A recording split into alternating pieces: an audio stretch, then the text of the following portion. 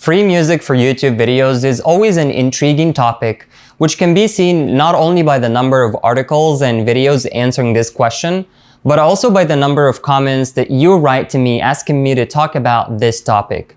First, thank you so much to everyone who writes these comments and asks questions. Now, let's dig into this topic in detail. In addition, we'll figure out what rules apply to music on YouTube on a global scale and what types of music licenses exist, which services provide free music and what conditions there are, how good and safe these services are, and what pitfalls might happen along the process.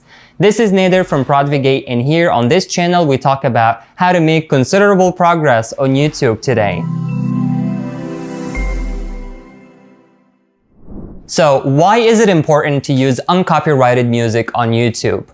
Because according to the rules of the platform, if you don't have a copyright or license to use a particular music track, then your video may receive a Content ID claim. And what will happen next with your video and someone else's music in it depends on what the copyright holder decides. Let's figure out what the options there may be. First, monetization. If the copyright holder monetizes videos with their music, the copyright holder could decide that they want to share the income from their work with you. And then the video won't be blocked or anything, but all the revenue from this video will go to the creator of this piece of music. And they can simply block your video if they wanted to. The copyright holder can ban the use of the composition worldwide. If you add it to your video, the video may be blocked or played without music, but it's more likely to be blocked. In this situation, it's not just the deprivation of, monetization, but there is a full-fledged blocking without other options. Also, blocking in some countries. The copyright holder may ban the use of their work in some countries, but what will happen to the video in countries where the use of this work is typically allowed is sort of unclear. YouTube doesn't seem to address this situation, but most likely will be denied the opportunity to monetize. Or in such cases, each piece of work will have an individual rule of some kind. In addition, copyright holders can change the rules for using their work and send requests to delete videos due to copyright infringement. Well, if your video receives such a request, you will receive a warning. If the copyright holder chooses full blocking, your video will be removed from YouTube. In some cases, copyright holders apply special rules to individual videos. For example, if you use the music track that belongs to one of your best friends, then of course you won't be afraid of any strikes. There are special rules for you in this case. You should also be aware that not only music can be copyrighted, but also sound effects. For example, if you use the sound of a mewing cat, but this cat doesn't belong to you, you might receive a strike if the copyright holder decides so. Oh, and one more thing. Covers and remixes are also considered copyright infringement. Most likely you will not receive a strike, but you will share the revenue with the copyright holder. Don't feel hopeless because there are some solutions at your disposal. First, new content verification tool. This is the best thing that YouTube has ever done lately. Previously, music tracks could be checked through the music library and see what restrictions might apply to you for using a particular track on your video. Then YouTube disabled this feature, citing its lack of demand. I think the tool was needed, but it just didn't work very well at that time.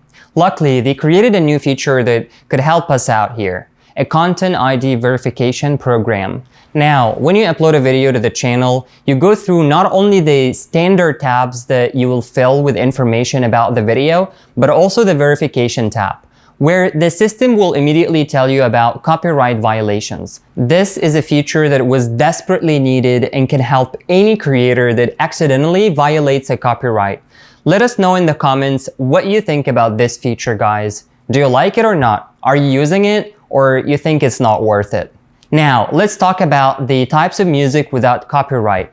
There are two formats. Royalty-free. This is a pay-free music, but that doesn't mean totally free. The bottom line is that you can buy a license to use and pay a fixed cost once and use the music multiple times without any payments. In this way, you can legally use the music and save your budget and save yourself from the headache of constantly getting flagged by YouTube and having to hand over proceeds from your earnings to someone else. And the second option is no copyright. Well, it's clear here that this is when music is generally available for free and you can do whatever you want with it. But there are some things to consider here, because some authors and platforms require certain conditions to be met in order for the music to become copyrighted. For example, to specify the author in the description of the video or a link to the track used in the video. You should also understand this because depending on the license, there will be different conditions for using the track. Always read the rules and the descriptions carefully before you use any piece of music. So the next thing is resources without free music without copyright. I'll start with the most cliched one, the YouTube library. Well, first we go to the YouTube studio and then we click on audio library, and here where the magic happens. We find free music, free sound effects, and stored music that we liked and used previously. Look at how many options you can choose from. And here there are like 1,517 other options. That's crazy. And also the sound effects are so many. Yeah, up to 728 sound effects. That's a lot. But let's be honest, it's super rare to find something that doesn't sound like melodies created on a children's synthesizer, right? On the other hand, it'll be possible to simply divide the income between the author of the tracks and the video creator on YouTube. It's a fair exchange of value and can be mutually beneficial. The musical track gets more exposure and the video creator gets background music to help engage their audience. So let's get back to the sources of free music for YouTube. While the YouTube search, there is also something to profit from here. But so that you don't get deceived where it says that the music is free, but in fact you lose monetization or the video itself. We type the necessary track, moods, or genre into the search bar and put a Creative Commons license in the filter.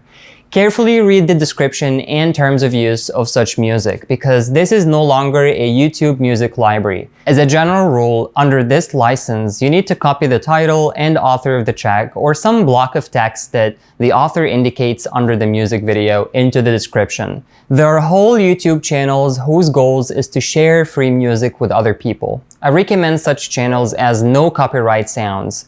The main thing is to carefully read in the description of the track you like under what conditions you can use it.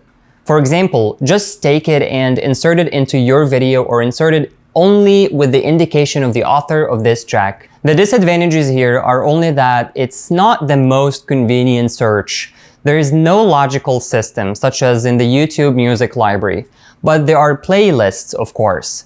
They somehow help to navigate, and I'll give you links in the description to these channels besides some of other channels as well that you might find useful. So make sure to check the description of this video. And also websites are really good. But let's discuss some nuances here.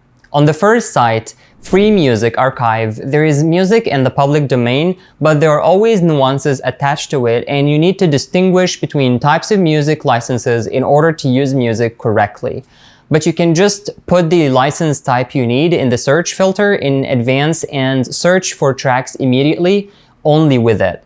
And also SoundCloud. And here too, everything is not so simple. You initially need to specify the type of license that is commercial so that you are giving tracks in the search only with the possibility of free use. So please tell us in the comments, guys, what sources of free music you use, and let's share the useful resources so other people could benefit from it. If you liked this video and it was useful, then be sure to smash this like button. It'll be very helpful for us to continue making useful content for you. If this video gets at least 5,000 views, then I'll share the second part of it, where I'll tell you about a couple more free services and about a couple of paid but very cool ones. And don't forget to subscribe to the channel and click on the bell so you don't miss out on our future content. Lastly, make sure you check out our website where we are running a promotion for first-time customers, and we will help you easily grow your channel on YouTube by advertising your target audience. Check out the link in the description below along with our promo code. So that was it. Thank you so much and see you next time.